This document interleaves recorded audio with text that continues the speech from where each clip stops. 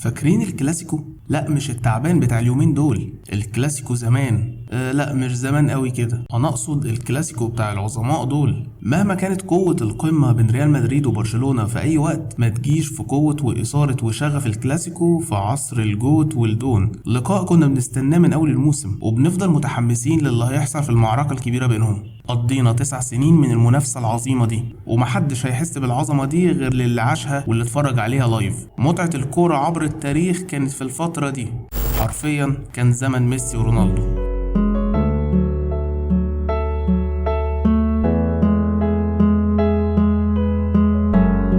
قبل 2009 وقبل إعلان المنافسة المباشرة ما بين الاتنين، ميسي ورونالدو اتقابلوا 3 مرات على الصعيد الأوروبي. ده كان بقميص البارسا وده كان بقميص اليونايتد. اللقاء الأول في 2008 في نصف النهائي، وفي ماتش الذهاب والعودة محدش فيهم رد على التاني. كانت عبارة عن مواجهة قوية بين أفضل لاعب في العالم وأفضل موهبة وخليفة مارادونا، طبعا قبل الصراع التاريخي ما بينهم.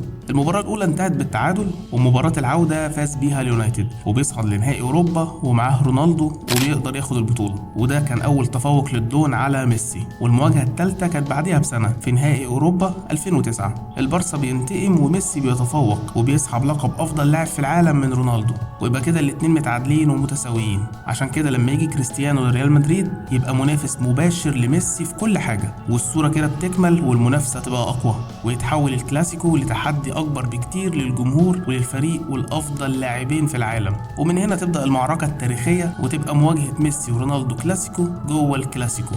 اصل تخيل لما يبقى عندك 2 لعيبه بيتنافسوا على افضل لاعب في العالم، وتقرب المسافه ما بينهم وتخليهم في دوري واحد وفي اكبر ناديين شعبيه في العالم. ده كانك حطيت الاتنين في سباق مع بعض، وكده بتخلق منافسه فرديه جوه اللعبه الجماعيه. بس السباق ده نتج عنه متعه غير عاديه كلنا كجمهور اتبسطنا بيها.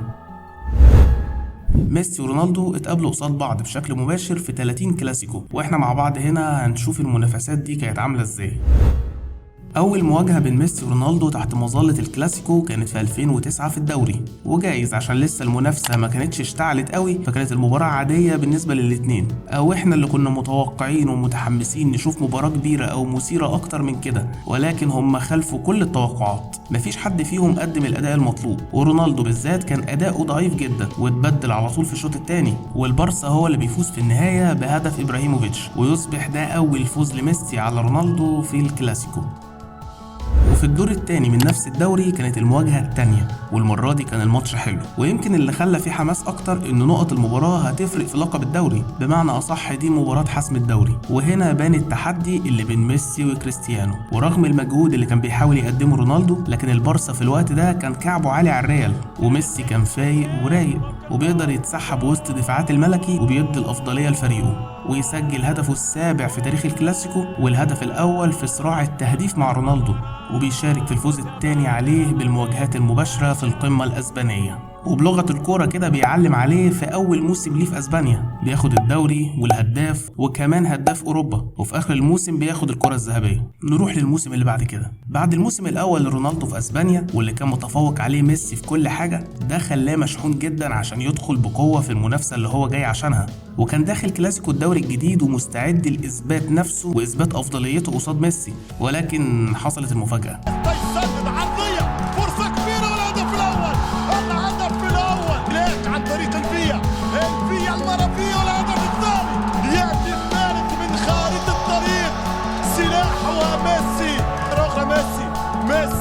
ميسي تعدى، ميسي باسي مرة أخرى بنفس الطريقة وفرصة والهدف الرابع، جان عرضية خطيرة والهدف الخامس. ماتش استعراضي تاريخي للبارسا، ومواجهة كانت من طرف واحد اختفى فيها رونالدو قصاد ميسي من تاني، ورغم ان الليو ما سجلش بس كان متألق وبيقدم المهارات الخاصة بتاعته، وشارك في الفوز ب2 اسيست. وبالنسبة لرونالدو ما كانش باليد حيلة، وزمايل رونالدو نفسهم ما كانش برضو بايدهم اي حاجة غير الضرب في ميسي عشان يتهد شوية. ده غير بقى الخناقات والمناوشات اللي كانت بتحصل. فوز البارسا ده كان بمثابة قفل باب المنافسة اللي اتعملت ما بين ميسي وكريستيانو، واثبات ان ميسي هو الافضل في العالم. واحلى حاجة ان الماتش ده انتهى بمشهد سينمائي، رونالدو بيبص على ميسي بنظرة فيها قلة حيلة، وكأنه بيقول لنفسه ان التحدي صعب مع خصم زي ده، انا ازاي هسد معاه، انا ازاي هنافسه، وحس انه خلاص خسر لقب الافضل في العالم لمصلحة الارجنتيني.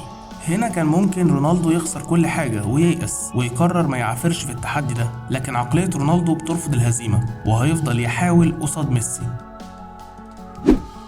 مباراة الدور الثاني كانت مواجهة هادية جدا، وده عشان كان في نهائي كاس بعد 4 أيام. المباراة خلصت تعادل وبيخرجوا الاتنين حبايب، كل واحد جايب جول من ضربة جزاء، والحدث الأهم هنا إن رونالدو بيسجل أول أهدافه في الكلاسيكو. وعلى فكرة لحد هنا كل ده يعتبر إن المنافسة لسه ما اشتغلتش ما بينهم، ولسه حجم الكلاسيكو ما خرجش بره منافسة الفريقين، والإثارة ما وصلتش لقمتها، وده كان بسبب سيطرة البارسا والمواجهات دايما في صالح ميسي اللي بيطلع البطل. وعشان كده بعتبر من وجهة نظري إن الماتش اللي بعد ده هو نقطة التحول في تاريخ الكلاسيكو بين ميسي وكريستيانو. نهائي كاس الملك كان استعداد كبير لرونالدو عشان يرد على ميسي بأي شكل، وكان مركز على حسم البطولة وشايف ان دي انسب فرصة لدخول المنافسة من تاني. الشغف كان باين عليه من بداية المباراة، وعارف مدى أهمية الفوز في الماتش ده. الريال في الشوط الأول كان أخطر، والشوط التاني ميسي كان بيلعب بالدفاع. الماتش فعلا كان مولع وقوي جدا، وكل واحد فيهم كان عايز يخلص الماتش لفرقته بسرعه، بس الماتش مخلصش في الوقت الاصلي. وفي الاكسترا تايم رونالدو كان الاقرب انه يحسمها، ومع كل كوره تعابير وشه لوحدها كافيه توصف انه حاطط كل امله على الماتش ده. وفعلا الحسم جه من رونالدو، ارتقاء وهد عالمي خطف بيه البطوله من ميسي، وده كان أول انتصار مباشر لرونالدو على غريمه في الكلاسيكو. ومن هنا تم إعلان التحدي الأكبر ما بينهم، ويعتبر بدأ الكلاسيكو الشخصي الأفضل في التاريخ. وعشان الموسم ده كان فيه 5 كلاسيكوهات، فرصة الانتقام كانت قريبة جدا لميسي بعد أسبوع واحد الكلاسيكو الأوروبي، وده أكيد أهم 100 مرة من كاس الملك، وهيبقى الرد المناسب للمنافسة دي.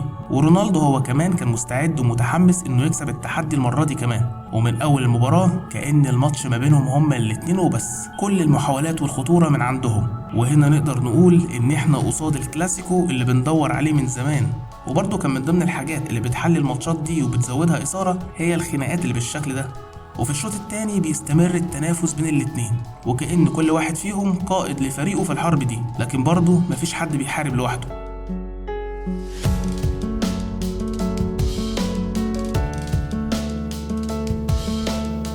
وميسي هو اللي هيقرر مصير المعركة دي المرة دي، بيسجل الأول في آخر ربع ساعة وتقريبا كده حسم الفوز، وده كان قبل ما يسجل أفضل أهداف برشلونة التاريخية في الكلاسيكو، وهو بيتمشى كده وبيلم دفاع الريال كله بسهولة، وما كانش عامل أي احترام لاستاد البرنابيو.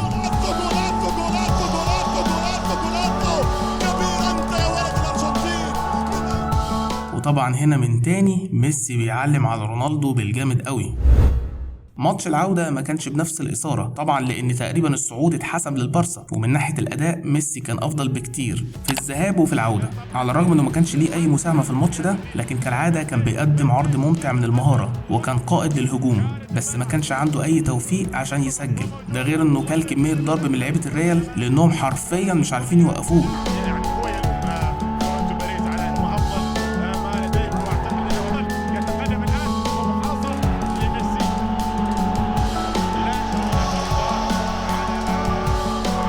مش معنى كده ان رونالدو كان وحش في الماتش، لكن زي ما قلت محدش بيحارب لوحده، والفريق كله ما كانش مساعده انه يقدم اي شيء، وتخلص المباراة 1-1 ويصعد ميسي وفرقته لنهائي اوروبا وبياخدوا البطولة بعد كده، ده غير الدوري الاسباني اللي خدوه برضه. لكن عموما المنافسة في الموسم ده كانت مميزة ما بين كريستيانو وما بين ميسي، رغم انتصار ميسي في كل حاجة لحد دلوقتي، يعني واخد دوريين ودوري ابطال اوروبا والهداف و3 بالون دور، كل ده يجنن رونالدو كده ويخرجه بره المنافسه. بس كان واضح ان رونالدو مش هيسكت وعنده رد في المواسم اللي جايه، واللي فات ده كان تسخين واللي جاي دمار، وده اللي هنتكلم عنه في الجزء الثاني.